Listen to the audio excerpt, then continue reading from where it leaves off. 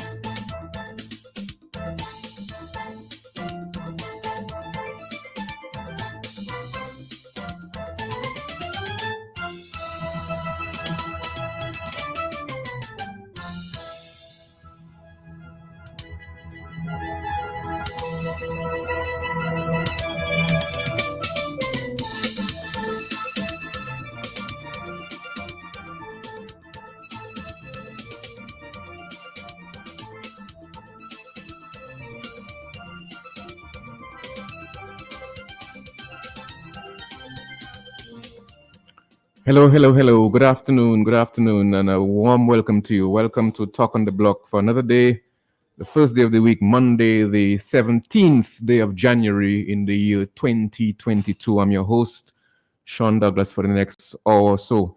Yes, I trust you had a good weekend. You're looking forward to a very happy and productive week. Today on Talk on the Block, sometime later, I was thinking about maybe 20 minutes or so. I'm expecting journalists from the Caribbean island of Barbados to speak to us on the elections in Barbados. As you know, elections in Barbados are set for Wednesday, the 19th day of January 2022. The ruling Barbados Labour Party and is the incumbent, and then you have the Democratic Labour Party as well. And I'm hoping that we'll have somebody from the CBC in Barbados to speak to us later this afternoon. He should have come at 1 o'clock, but something came up. So he's hoping to join us at about 1:20, 1:25. But in the meantime, there are many issues that have surfaced certainly over the weekend and into this morning, and we'll look at that for some time, maybe about 15 minutes before we go on to discuss the Barbados and the elections there in our sister CARICOM country. The first topic I want to discuss today is the Prime Minister. Most of you, or some of you, have heard him on his show, Anno Pali, last night. And I want to play a clipping of the Prime Minister where he was talking about, in that particular clip, no lockdown, despite the fact that we now have over 600 active cases. He doesn't anticipate, or he will not countenance a lockdown. Despite the fact that, don't forget, many months ago, we had basically maybe very few cases and we had lockdown with fewer infection rates. Yet the PM is saying that he will not close down the country, or borders will remain open, despite the fact there's a spike in COVID infection rates. So let's listen to the Prime Minister, a short clip here. He's talking about there'll be no lockdown in Dominica. I can say to the people of Dominica that there is really no need to go to any lockdown stage. And so we won't see any lockdown taking place anytime soon. We won't be closing our borders at all. So visitors to Dominica can rest assured that they can come into Dominica and they can leave when they need to leave. There's no fear of locking down. I believe what we need to do as Dominicans is to practice the basics: washing our hands, wearing our masks, and avoiding crowding. If you don't have to go somewhere, you don't go. And if you do have to go somewhere, protect yourself. and encourage others if you see someone not wearing a mask to wear the mask, and if they're not wearing the mask properly, to encourage them to wear the mask properly. I believe these things are going to be important. And of course, the issue of vaccination. Vaccination, all of the science is showing, is helping in preventing people from getting very sick. So yes, you may get the virus, but you will not get very sick. And certainly you will not get to the point of death, especially if you don't have any underlying health issues that can complicate the situation. So as it is now, I believe things are basically under control. I think there's less anxiety among the population. There always be groups in the society, segment of the society that will raise concern, and rightly so. People want to be safe, and if people see the numbers rising, then the normal reaction would be to call on the government to take stronger actions. So I respect that. We listen, we consult, and then we arrive at decisions which we believe would be in the best interest of all the people in Namibia. Yes, that was the Prime Minister last night on his show. Just want to get your views on what the PM said, that he said, among other things, that things are under control. Are they indeed under control? Clearly, there's a spike in cases. We, of course, welcome the Prime Minister asking persons to maintain social distance, wear their masks. Very important. Because I believe, being around Portsmouth and even in Roseau, people are not taking this mask wearing very seriously. They're not taking some people, I should say, some are not taking this physical distancing seriously. I noticed there's a slip in terms of people being vigilant with respect to following those health protocols. But on the issue of the lockdown, that there'll be no lockdown, I'm sure the Prime Minister has been advised by health officials at the level of the cabinet. There'll be, I'm sure, long deliberations about a lockdown or not. There are pros and there are cons. But I'd like to hear your view as to whether you believe that there'll be no lockdown situation, even in the face of cases rising. What is your view on that? Numbers to call: 449-3095, 449-3096, 449-3097, 616-4257. What is your view on the Prime Minister's statement last night with respect to COVID cases, and you will not lock down, the borders will remain open? As I said, there are arguments in favor and there are arguments against. We've had lockdowns before when the numbers were less than 50 or less than 100. Now they're over 600 and averaging perhaps over the last 7 days, 100 or so plus per day. So this is, it's a very delicate area. You have to take into account the health of the population.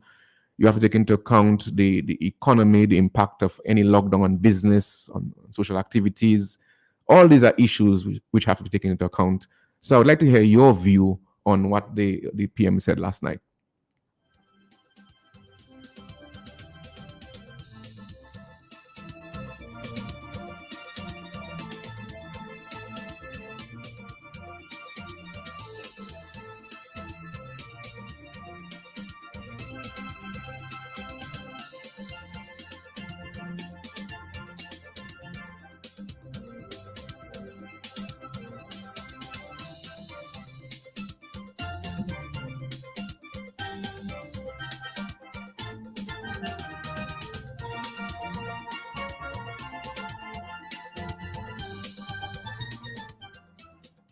Okay, I think there's a call on the line here. Let's see who it is on line 1. Hello, good afternoon, caller. Yeah, caller, the line is distorted, so you'll have to try again. Maybe the line is distorted. I'll try again. Sorry about that.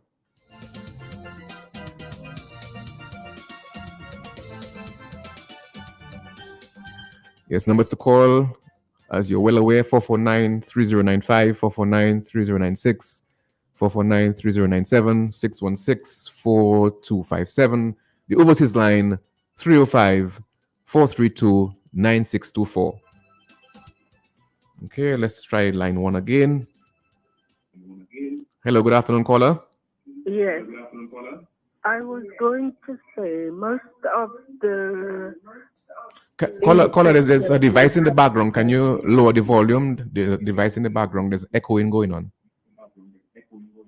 I don't have nothing on in the background. Okay, well, I can hear my voice. There's an echo. There's a Okay, go ahead, caller. Let's see whether we can manage something there. Go ahead, caller. As far as I know, the COVID we have now is situated between us in Dominica and not people so much bringing it in. So I agree with the Prime Minister. There's no reason for the shutdown because now we have COVID in most of every villages between ourselves, and this is what making the numbers go up as it is. It's not because people are bringing it in like they used to. I don't know if I'm right, but a lot of people, a lot of the villages now, there are COVID in rampant in some of the villages. So it's not people that bring in COVID in for us. We now have COVID here caused by our people that do not want to be vaccinated. Thank you. Thank you, caller. Yes, caller, you said that COVID is rampant. That's a pretty strong word. I would really like to engage the officials who have the actual statistics, village by village and town by town, to really confirm whether we have COVID is rampant. If that is the case, that is a major cause for concern. So let us now go back to the. Okay, let's. I don't think there's anybody down the line. Okay, so the numbers to call 449-3095, 449-3096, 449-3097. Yes, so there is clearly there is an issue with COVID. COVID numbers are rising, infection rates are increasing. It's a cause for concern, and we really have to do all we can to ensure that we get the numbers down. Okay, I believe there's a call on line 2. Hello, good afternoon, caller. You're through to On the Block. Mr. Douglas, blessings to you, sir. Good afternoon, blessings. What's up? Yes, I'm good, caller. Just quickly, Sean. Sean, we know the history of the Prime Minister. First of all, he's judge, jury, and executioner. All the information is coming and disseminate. Why not the Minister of Health or Dr. Ahmed? This inveterate and impulsive liar, and he's quite a paradox. His wife, a few times ago, had a Christmas village, then she had another village on the bayfront, and they call it a super spreader. It had to shut down. Skerrit is the master of contradictions, and he's hiding in plain sight. When he comes there and think, well, he have a colony of sheep, and he could just lead them to a precipice. Sean, that's not the case. Nothing that man say should not be believed. Everybody should take that with a pound of salt, not a grain of salt, Sean. So he's just somebody, he have a sudden urge to do or say things, he just say it. And he wants to be in the spotlight all the time and overshadowing the experts, the professionals that's supposed to speak on those issues. Then is the Prime Minister. Why should somebody take him seriously? Thank you. Thank you, caller. Thank you, caller. Let's just play that again in case you're joining us here on Talk on the Block. Later on, we will have hopefully somebody from CBC in Barbados to report on elections there on Wednesday. In the meantime, we're just analyzing and reviewing and commenting on comments made by the Prime Minister yesterday on his Arno Palace show. I can see through the people dominator that there is really no need to go to any lockdown stage. And so we won't see any lockdown taking place anytime soon. We won't be closing our borders at all. So visitors to Dominica can rest assured that they can come into Dominica and they can leave when they need to leave. There's no fear of locking down.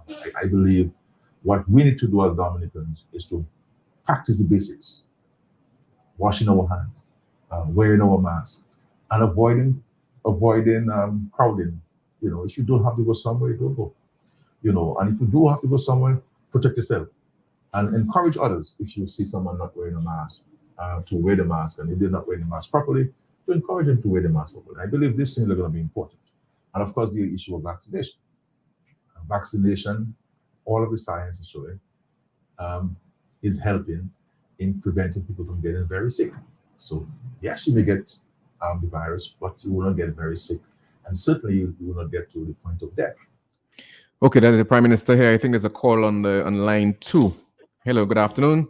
Sean, less than a minute. A lunatic does not understand what is fictional and what is reality. And the brother, that's his characteristics, that's his nature. It is firmly established, having to do with his inveterate nature. Sean, somebody should not take that brother seriously. Look at Dominica, Sean, and the man keep talking. Ross gone everything mash up, and the man keep talking. Thanks. Caller, are you there? Yes, sir. Yeah, on the issue, I take what you're saying, but on the issue of a lockdown, do you think that perhaps in response to this spike in cases, we had 600 and rising, do you think there's a strong case to be made for a lockdown, or at least a lockdown on weekends, perhaps? Because it appears to me that the cases seem to be quite high on Mondays. Is there a case for a lockdown, a limited lockdown, perhaps, to try to stem the rising tide of cases? Thanks for asking that question, Sean. Number one and number two. Number one, Skerrit should stop having people who are fanatically indoctrinated and followers of him to having all the parties and the thing like his wife is doing, because if every Monday it is spiking, meaning the weekend, there is some uncontrollable congregation, partying and all of that like Melissa is doing.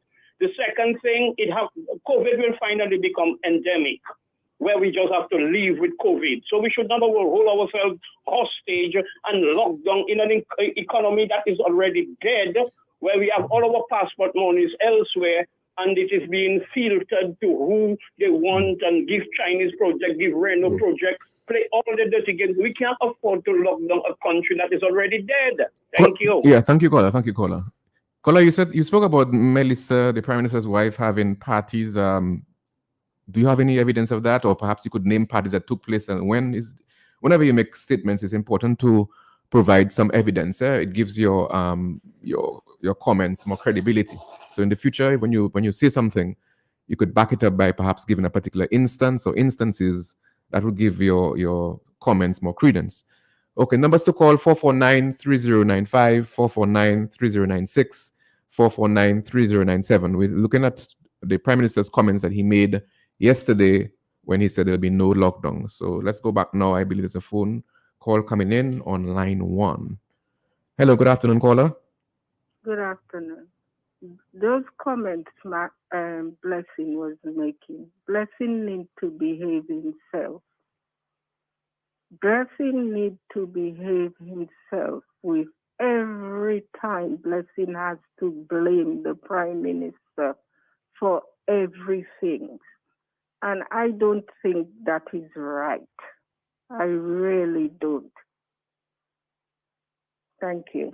Thank you, caller. Well, Blessings, I'm sure you're listening and you probably might want to respond to that.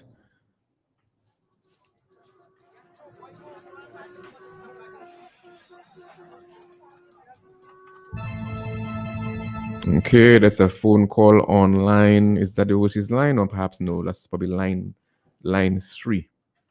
Hello, good afternoon, caller. Sean, good afternoon. How are you? I'm good, caller. I don't think Blessing is all that wrong, Sean. Because, we remember the event on the Bayfront. And from all information received, there were many people out there who were just doing what they want and congregating without mask. I wasn't there myself. But if what some of the people what I've been hearing is true, then it means I want to believe that this is what Blessings was referring to. Because even outside of the tent area, I walked there one night, I just went to make my eyes burn my teeth. And I said, but wait a while now. There are a number of people outside of the tents without mask, Sean. And I want to give Blessing the benefit of the doubt that this is what he was referring to. And that was dangerous. That was very, very, very dangerous. Who organized it? The wife of the Prime Minister. Who maybe approved it. Maybe it's the Prime Minister. And the Chief Technical Officer, I'm not sure. I'm just speculating. It could be one of them. But she is the wife of the Prime Minister who had that event. Isn't that so, Sean? Yes, but of course, subsequently, she did shut it down. So that should be noted. Well, the fact about it is that it should not even be thought of. in the first place. I agree. It should not even be thought of based on the danger of that pandemic. Yes, thank you, caller. Everybody's saying it's a killer. So why you want to organize an event that is going to cause the lives of the people? That is very irresponsible on the part of the pilot for Bozo and her husband. Thank you, caller. Thank you, caller. Thank you. Yes, the numbers to call again: 449-3095, 449-3096, 449-3097, 616-4257, 305-432-9624. I'll be interested to hear all your views, for and against, all your views here on Talk on the Block. Okay, the overseas line. Hello, good afternoon. Yes, good afternoon, Sean. I don't blame Blessing at all.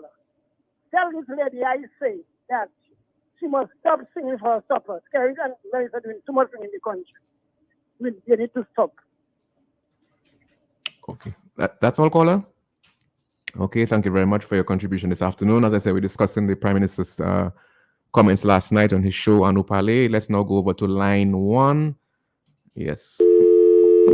Okay, we've lost that call. We'll go over now to line, I think line 2 is flashing. Hello, good afternoon, caller. Hello, good afternoon. Hello, good afternoon. Hello, good afternoon, and welcome to Talk on the Block. Okay, thank you. Well, I believe that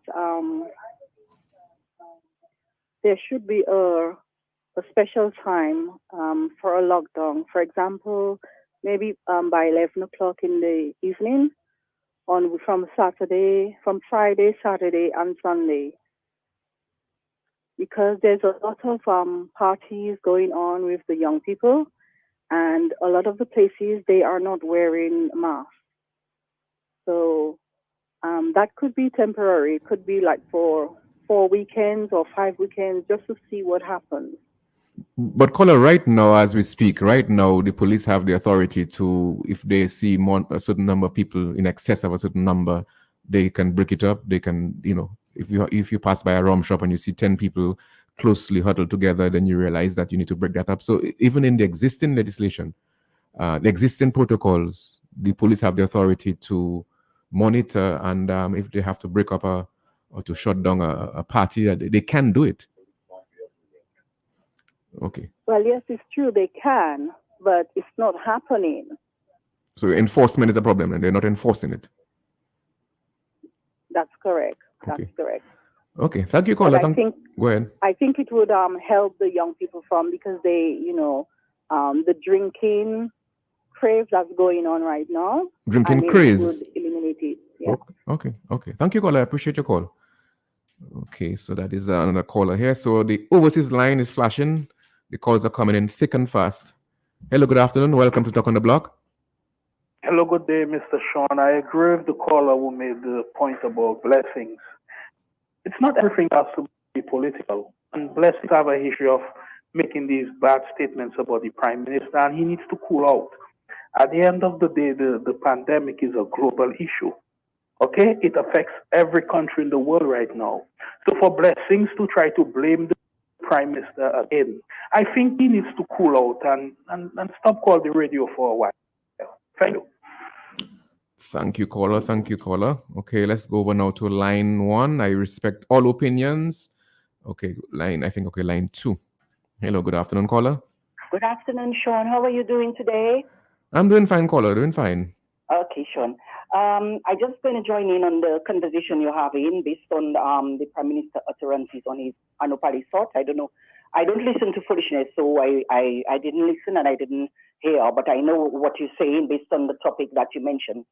Sean, it is clear that this whole COVID thing is malmanaged, like everything else under that government. Sean, how can you have weekend parties going on without any kind of control? We do not tell people to stay as prisoners at the home. You cannot stop it. COVID is going to be with us for a very long time. We have to manage it. It's the only way. Sean, you have this, what I suggest, if they want to have any activities, Sean, make sure that it is fenced.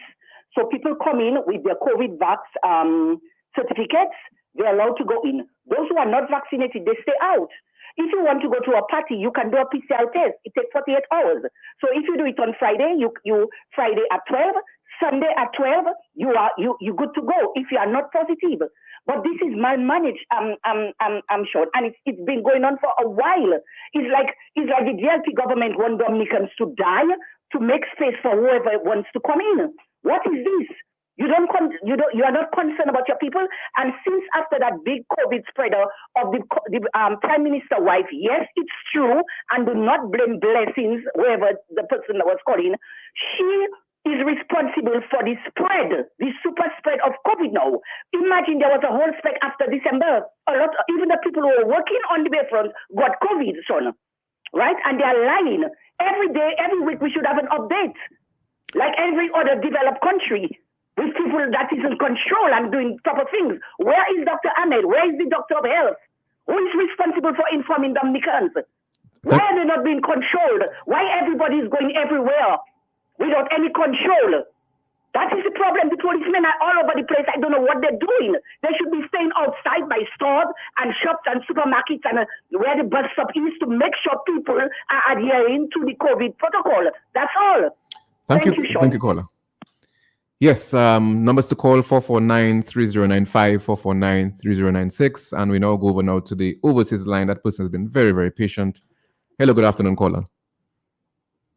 Hey, good afternoon. What I would like to say is that I think we're just jumping on the Prime Minister back because he have a back. Let us look at Israel and Gibraltar. Some of the most vaccinated places in the world, and they still have super spreaders. Lockdown doesn't work. COVID has proven that. It has proven that so much so that Finland give up on locking down, and Finland telling people, live their life. The Prime Minister is right. People talking about locking down at 11 o'clock, like as if COVID coming out at 11 o'clock. So during the day when people mingling and shopping, COVID sleeping, and in the night, COVID coming out. Sean, if you have COVID, you can spread COVID, whether you are vaccinated or not. And everybody should take personal responsibility to do the necessary steps not to spread COVID.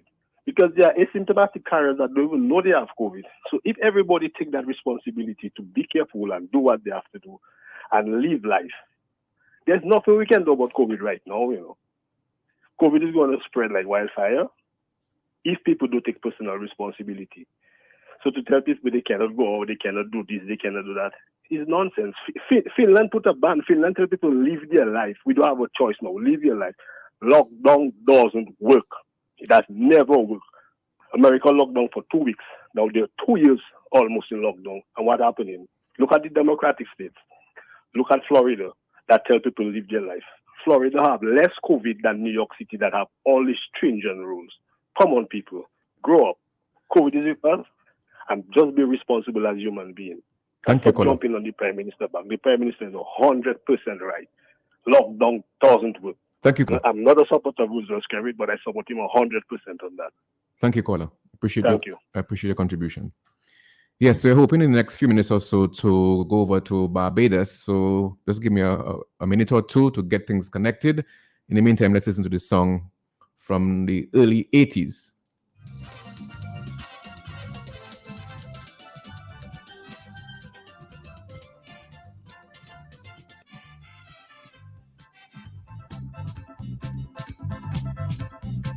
I grew up bathing in seawater, but nowadays that is the horror. If I only venture down by the shore, police telling me I can't bathe no more. Cause Jack don't want me to bathe on my beach.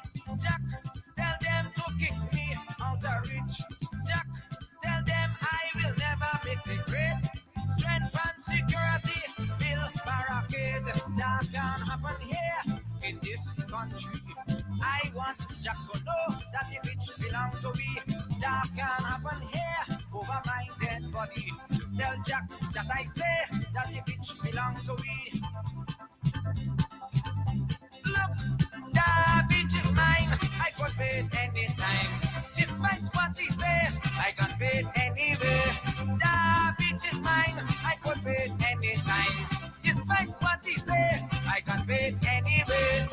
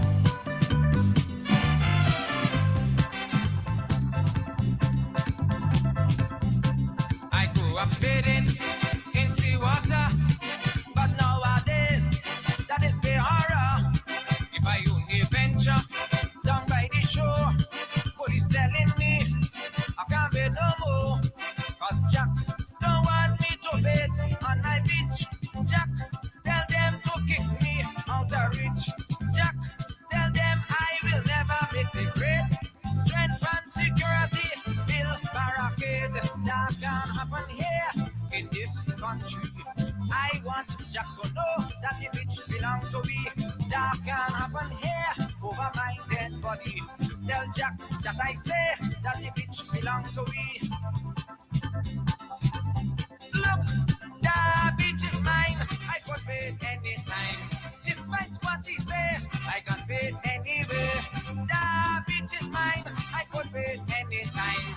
Despite what he say, I can pay it anyway.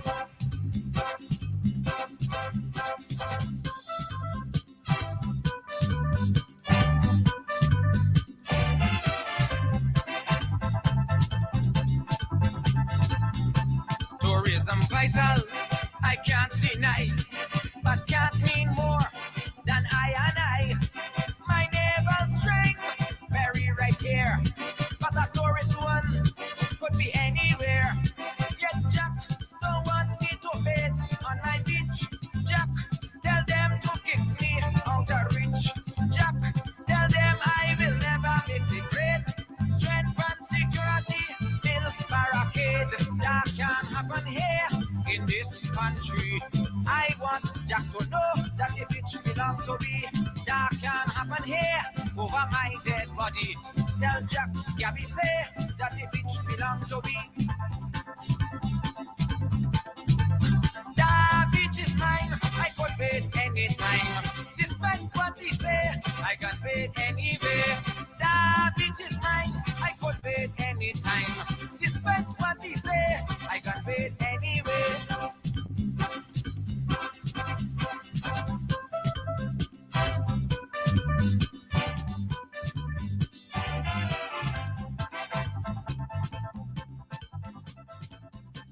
I used to sell coral and lime, but Jack insists that is a crime. Now when I see the police face, I run in tears, my briefcase, cause Jack, no one need to wait on my beach. Jack, tell them to kick me out of reach. Jack, tell them I will never hesitate. Strength and security, build barricades. That can happen here in this country. I want Jack to know that the beach belongs to me. That can happen here over my dead body. Tell me, God, Jack, can he say that the beach belongs to me?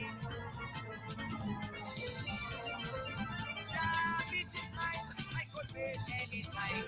Despite what he say, I can pay it anyway. The beach is mine.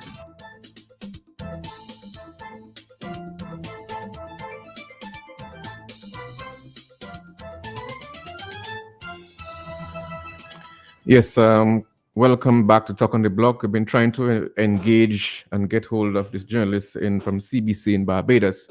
We're having some difficulties. So in the meantime, we'll continue on the program here at Talk on the Block today, Monday, 22nd of January, 2022.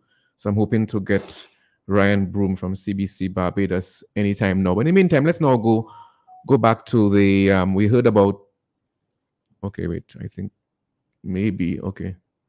I think maybe he's on.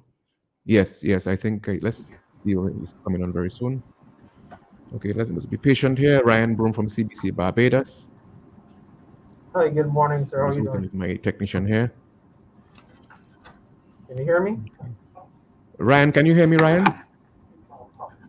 I can. Can you hear me? Hello, good afternoon. Hi, can you hear me? I can hear Yes, you. Ryan Broom, can you hear me? Yes, I can hear you. I can hear you. Can you hear me? Yes, I can hear you. I can hear you. Yes. Okay. Ryan Broom, welcome to Talk on the Block, Q95 FM radio station in the capital city of Roseau. I'm not sure you've ever been to Dominica. Have you been to Dominica before? Yes, twice actually. I was part of the team that went down with our Barbados Defense Force for the relief efforts after the hurricane. So I have been, and I enjoyed your beautiful country, even though it was under some pretty trying circumstances at the time. Okay. Well, Ryan, let me just give you an opportunity for the first minute or so, half a minute, just to tell the people of Dominica who are listening, both here in Dominica and around the world. Tell us about who you are exactly. Okay, so I've been in media for almost 30 years.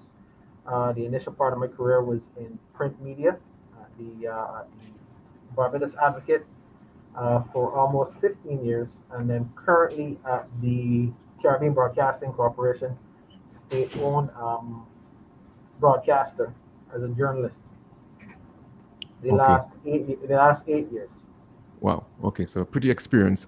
Well, Ryan, yes, a couple of weeks ago we had somebody, I think we, not somebody, it was you, we had talking about, it was about on the eve of the nomination day in Barbados. So tell us what's happened between then and now, of course, nomination day. Tell us the parties that are contesting, how many seats, how many candidates, those basic facts about what's going to happen in terms of who's contesting on the elections on Wednesday. Well, we do have the two main political parties in Barbados, the Barbados Labour Party and the Democratic Labour Party are the two main combatants. Even though there's a third party, the Alliance for Progress, that's being led by the lone member. And remember, I told you the way how even though the Barbados Labour Party had won all 30 seats last time, remember I had told you that there was one member, Reverend Joseph Adderley, who had split away to form the opposition. But he formed an alliance party after the announcement of the elections, and they're fielding, I believe, 26 candidates in the election, whereas the Democratic Labour Party is fielding 30 for the election. So you have three, well, call them major parties contesting the election. Then you have the independent candidates, as well as another party, Solutions Barbados, that has less than both. I believe they're in the teens in terms of their numbers of candidates who are contesting the election. Okay, Ryan. But since nomination day, though, I must tell you, it's been a hectic pace. We always knew that this was going to be a very short and intense campaign, and it has lived up to that billing. Meetings have been fast and furious every night and all around the island from all of the parties, fielding some pretty heavy platforms with a lot of candidates, because as you know, it's a short campaign and they have to get a lot done, so they've been literally packing it in.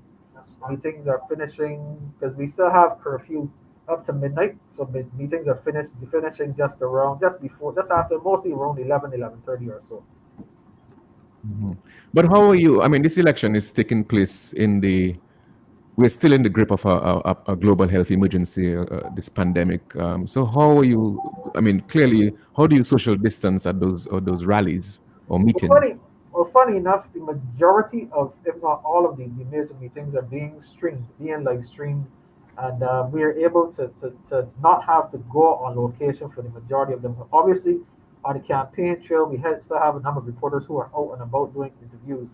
But in terms of the major meetings where there will be more people, we're not really on the ground that regularly. Yes, we do have teams who would go occasionally to physical meetings, but for the most part, we've been covering the meetings virtually. And those, like I said, would start on average from, let's say, around 6 or 7 in the evening, and then wrap up most of them around 11 or 11:30 at night. But we're not having to expose ourselves as media people as we normally would in a typical election situation.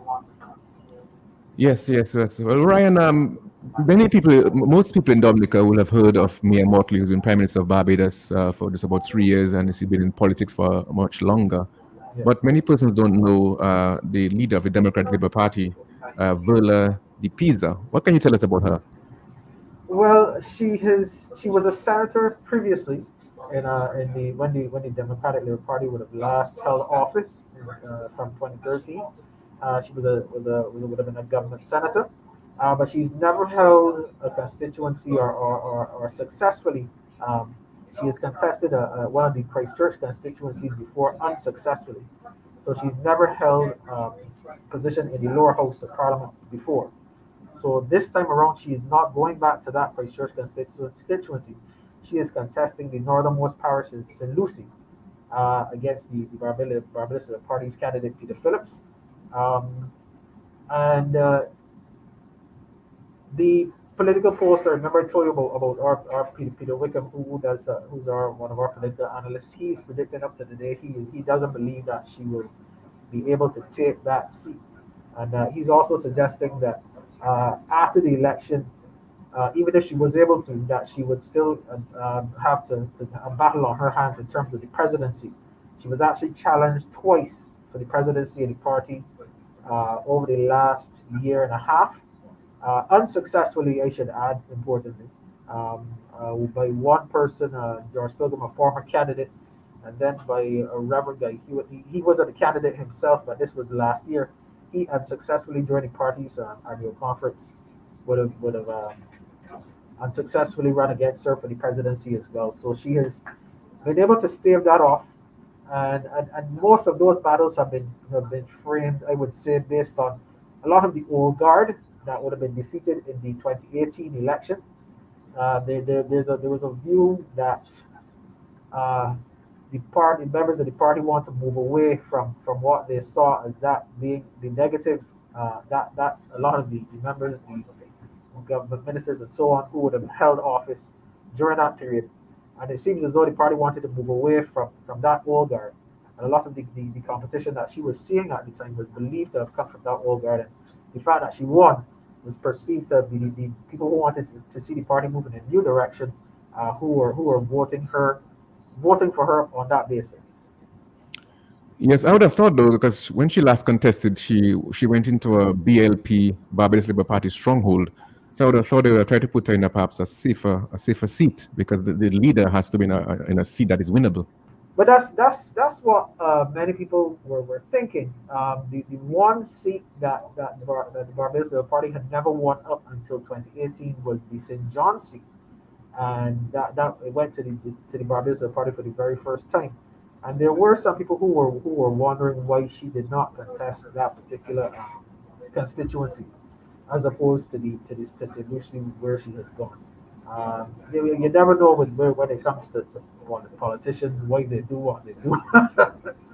So nobody knows for sure why she would have chosen to go there. But you are right. Where she is considered somewhat of a stronghold for the Barbados Labour Party. So it was a little puzzling that she would choose that particular seat in St. Lucie as one to contest. Mm-hmm. Ryan, I'm sure there, like Dominica, there are many Bajans who live outside of Barbados. Are you expecting Bajans to come in to vote in this election in any significant numbers? I don't know if in significant numbers. I am doubtful whether you might have the political analysts are already predicting that there will be a lower voter turnout, largely in part due to the COVID-19 pandemic.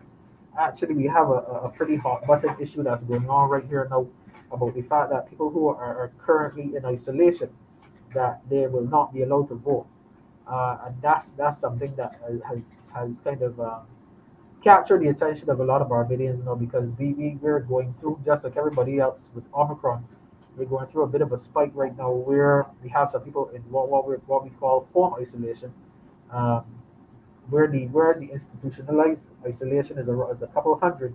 Those in home isolation number close to probably, I believe, last count just around 5,000.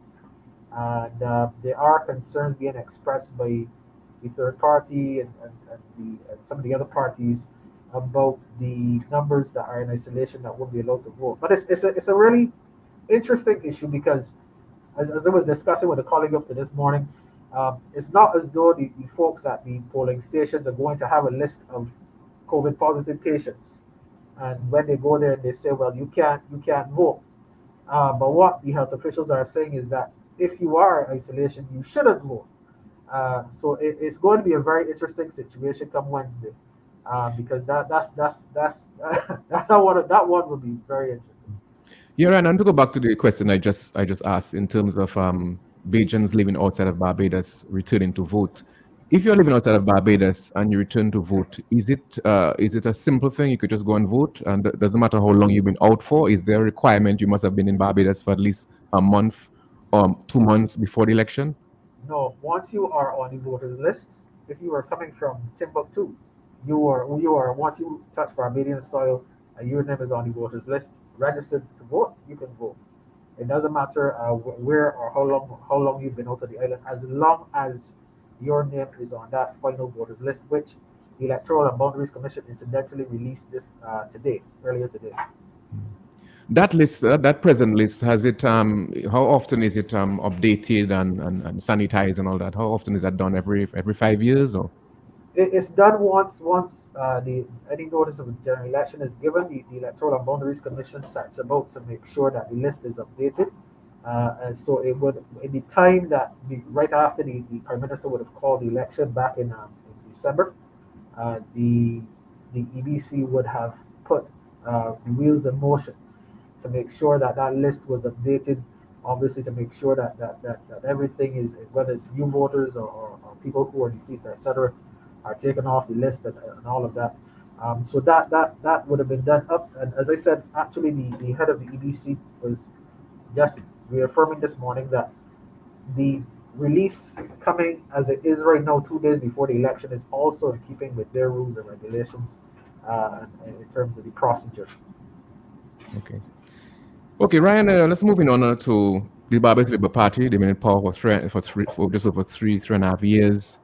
On what basis are they asking the electorate to return them to office? What have been their achievements to warrant securing another term?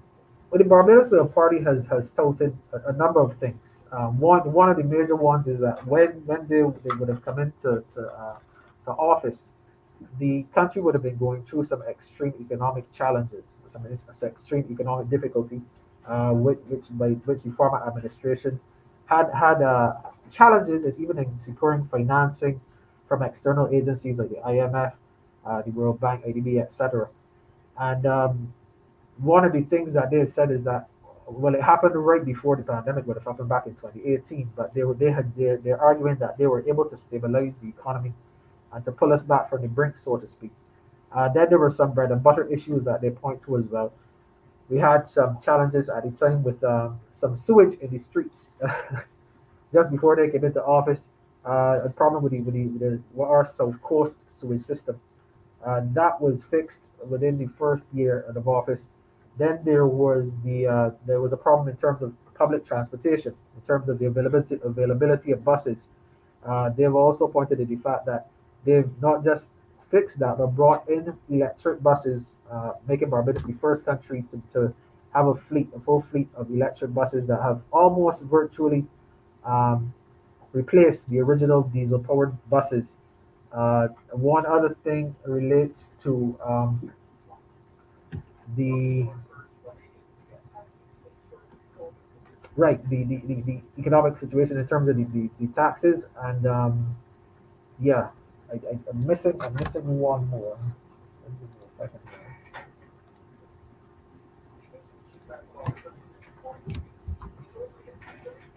You're tuned to Talk on the Block. We're speaking to Ryan Broom from CBC Barbados here on Talk on the Block Q95. Go ahead, Ryan. Yes, right. Like I said, one major one they had pointed to was that situation with the buses, and then we had a problem with sanitation at the time. That's the one that I was forgetting.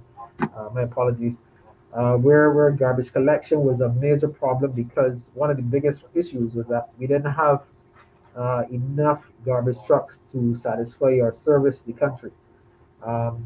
Within that, the time that they've been in office, it's been only 3.5 years. They're also told to the fact that they brought in, I believe it was 30 new garbage trucks to service the island, and that problem of excessive amounts of garbage being piling up around the place, that too has been eliminated. And ultimately, I think one of the other things, the issues that's been coming up also is the issue of leadership.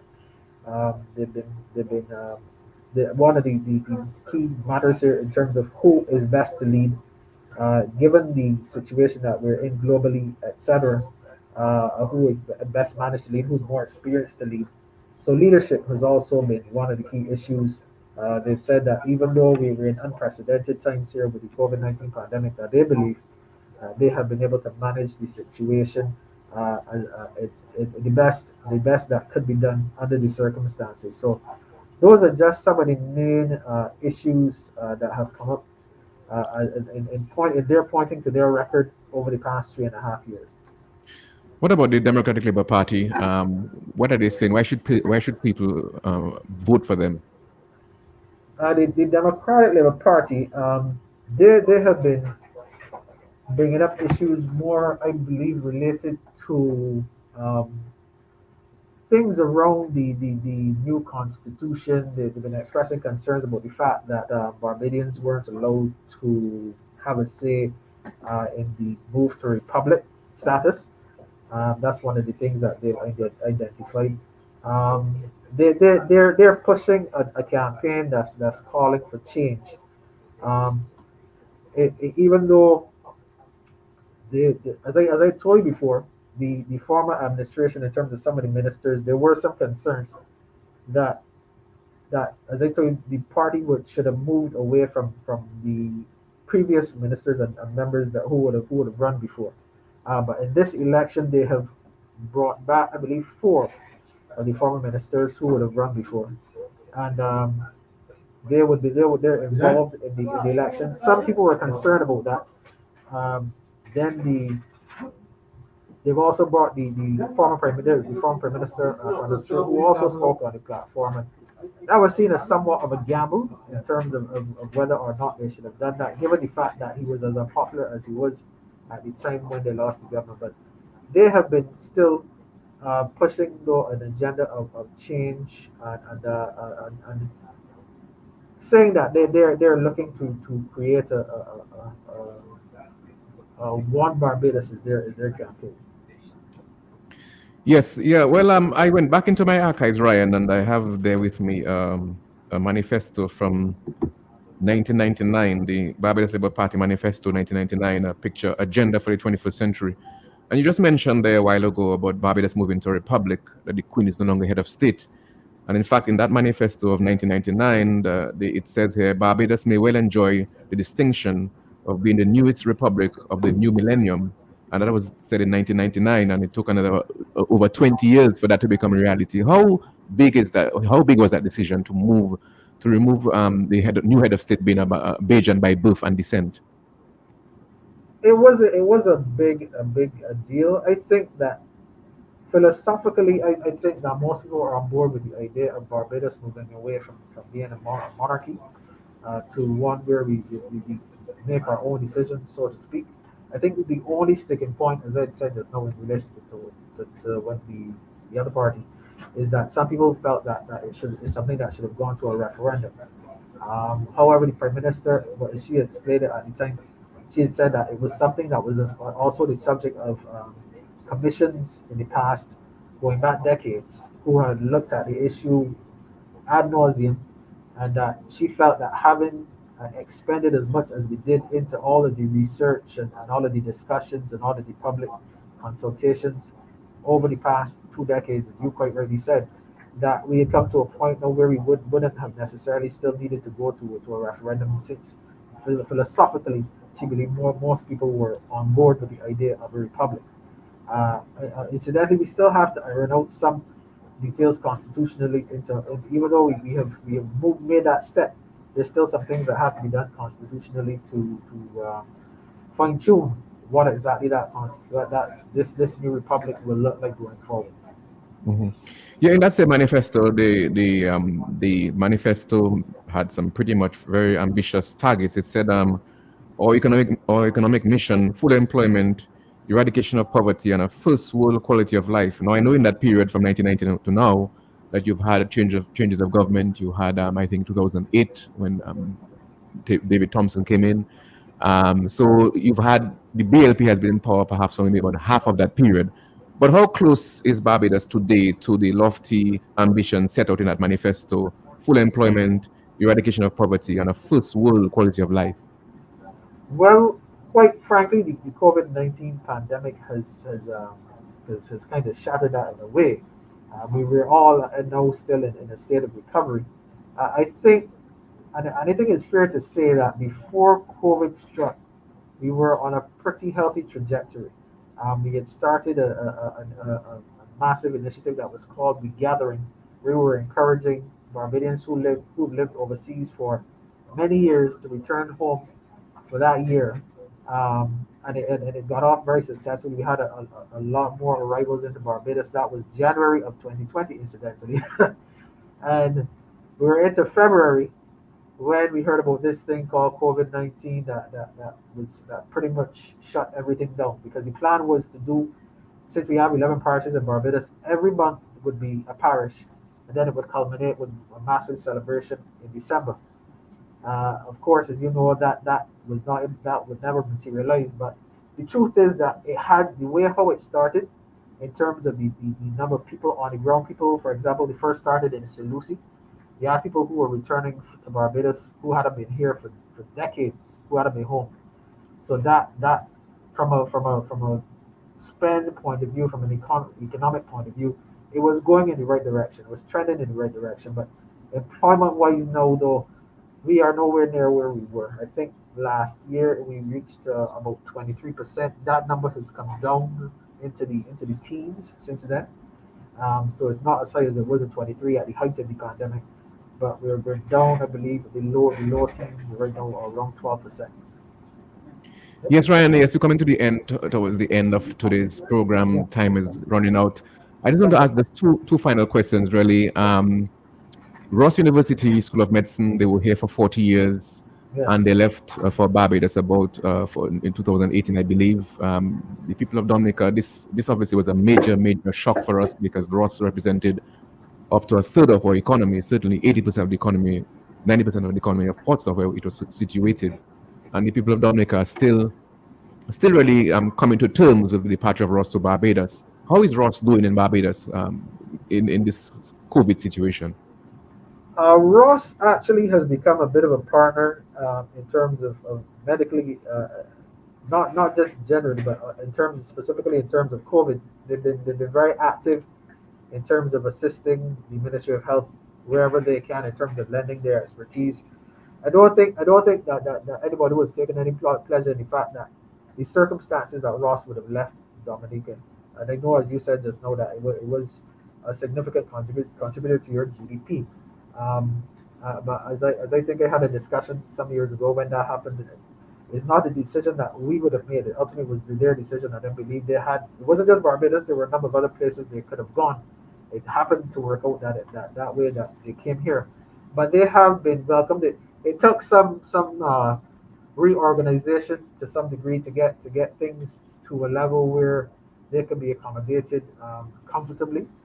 But they were able to find a space in the south of the island, especially a lot of the students in that part with the small Coverley in Christchurch, where the majority of students are housed. And the actual university itself is actually not very far from here, just a couple of minutes away, really, at what's the Lloyd Erskine Sanford Center.